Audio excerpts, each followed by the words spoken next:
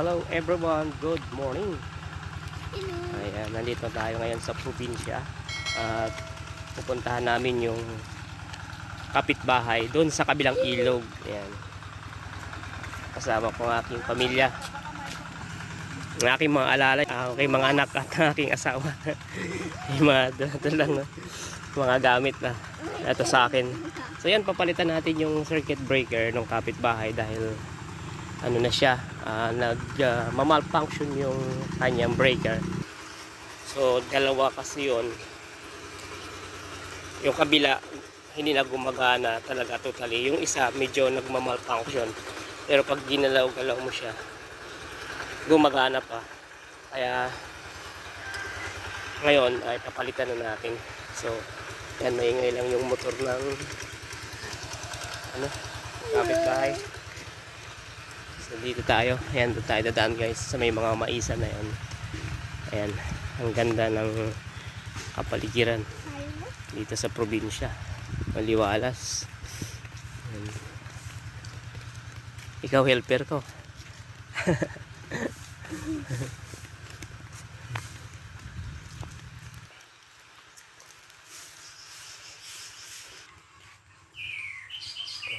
Daming suwa oh. Lalaki. Kakandahulog lang yung bunga. Ano? Ang tawag nito?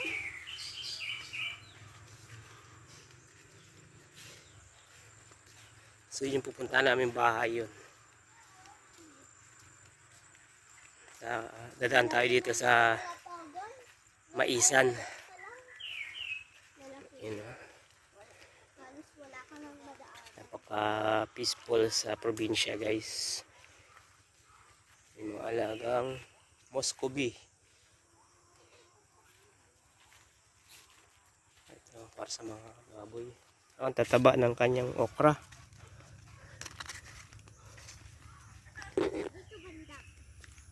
Yung mais niya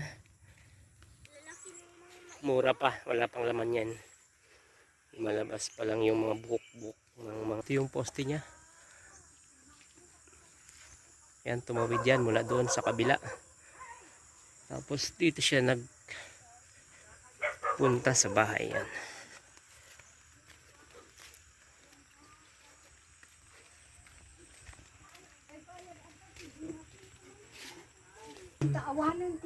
Ito ating dala. Ito yung binili natin. Sa box lang ang binili natin, Nema 1. Sa loob naman siya ng bahay. Pero ilulubog natin to sa simento. Ito, breaker ko to sa bahay. So ito, hindi ko pa naman to ginagamit. Nakakabit lang to. Spare lang. So, yan muna gagamitin natin dito. Ayan yung ano niya, Nema 1. So, metal, matibay sa ano to. Kaya lang yung kanyang loob niyan ay hindi pwede ikapit yung ating pamalit na breaker. So,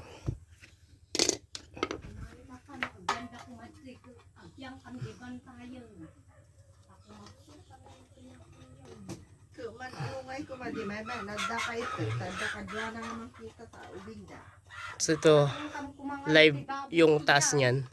Kasi dito nagmula yung source niya.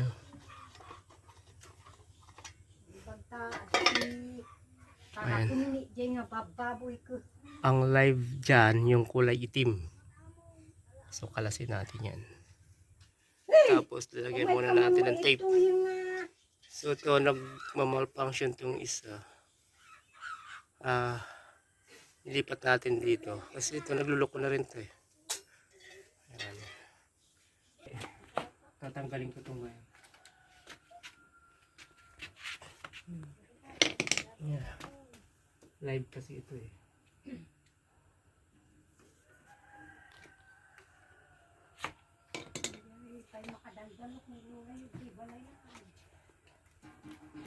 Solid wire.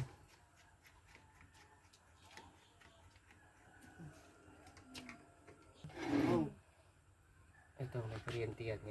Yan. Matigas na itong anak ko ah. Ayan.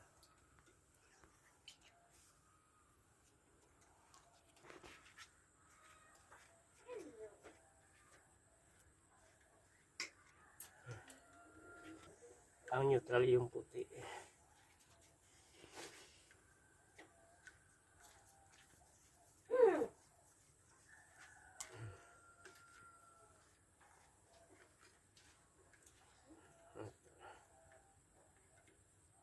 Wala pa, walang kuryente.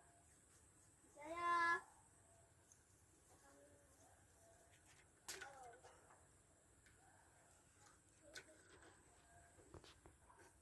Wala, papunta na yan sa mga ilaw niya.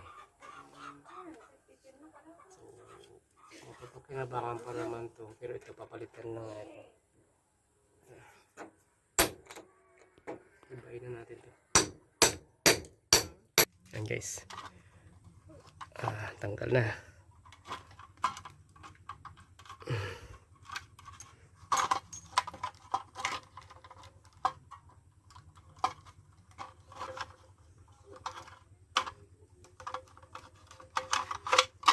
Okay. Sayusin lang natin yan. Medyo laliman pa natin konti.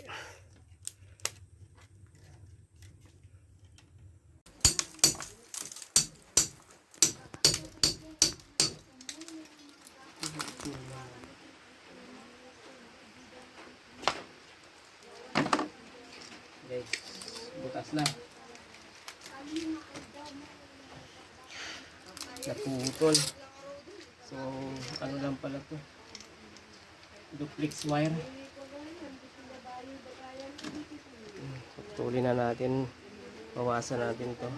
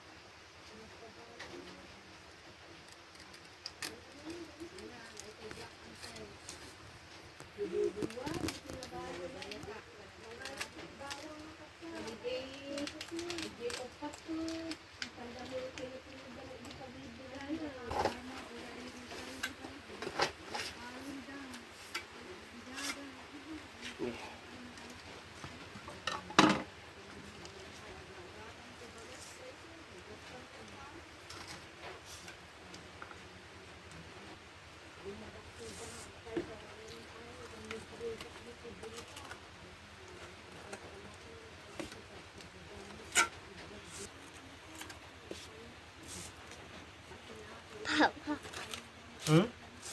Papa. Bakit? Ha? Yung kamay ko. Saan? Nangyari? Nangawit ka? No? Nangawit? Mm-mm. So ayun guys, ginanyan natin yung butas para kumasya yung dalawang flexible. Kasi dati nasa gilid yung isa nakalagay. Ngayon, dito na natin pag-design sa taas paglagay. At tiniktikan natin ng mahaba yung ating flexible para magkano siya maglaro pag nilagay natin tong box. Hindi siya lalaban. Shoot lang natin yung dalawang flexible. Okay. So, saka natin pukpukin.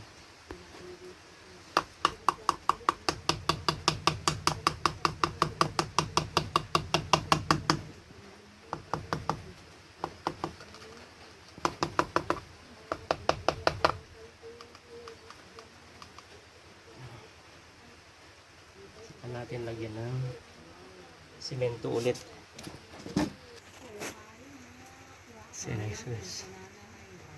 Sintay lang natin na medyo matuyo yan. So papatungan ko pa muna ng simento sa gilid-gilid. May natin linisin pag ano na medyo tuyo na yung simento. Doon.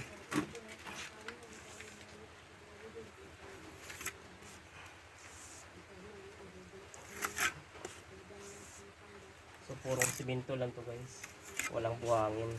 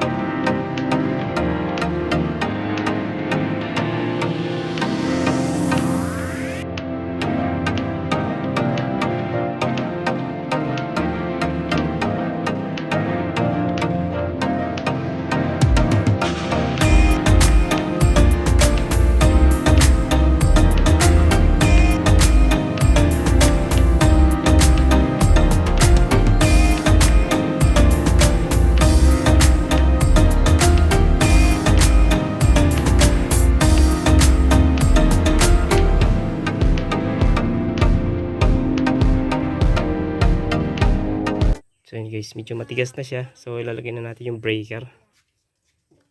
So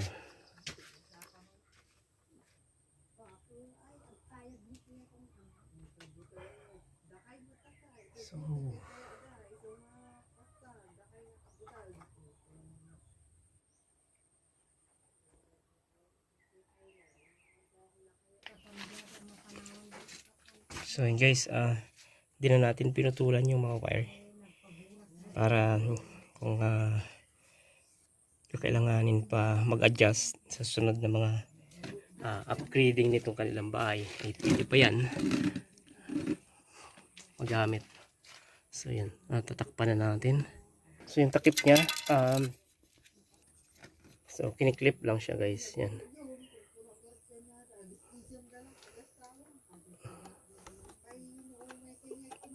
Ano lang siya, easy to install.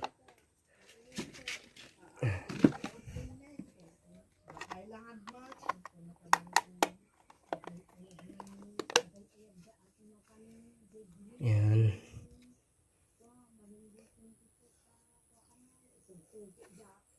So, yan, pwede pang dagdagan ng isa dito yan.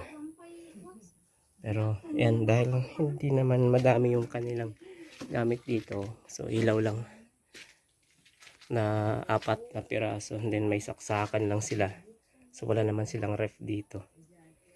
Hindi na natin dinalawa yung kanyang breaker. So on na natin.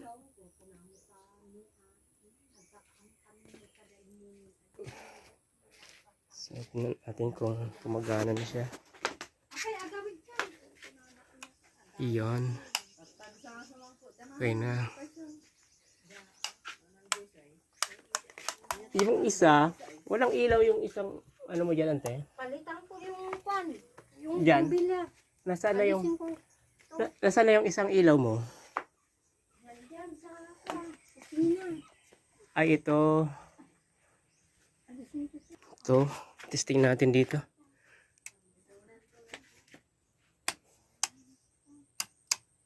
Ito. Yan, may ilaw na doon.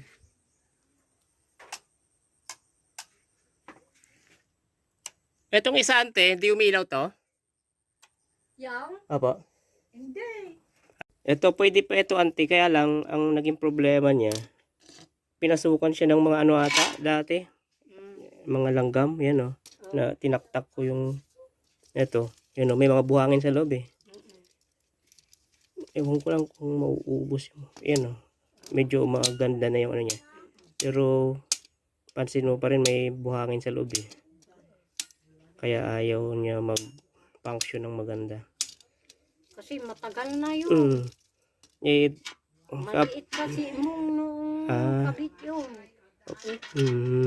Baka 2 years yata si mong na ano. Ito? Oo, yung kinabit yun. Ayan, ayos na.